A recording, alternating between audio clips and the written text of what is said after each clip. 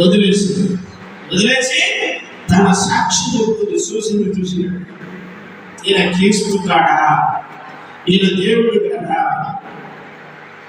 ఈయన క్రీస్తు కాడా, ఈ మనుషుడు దేవుడు కాదా,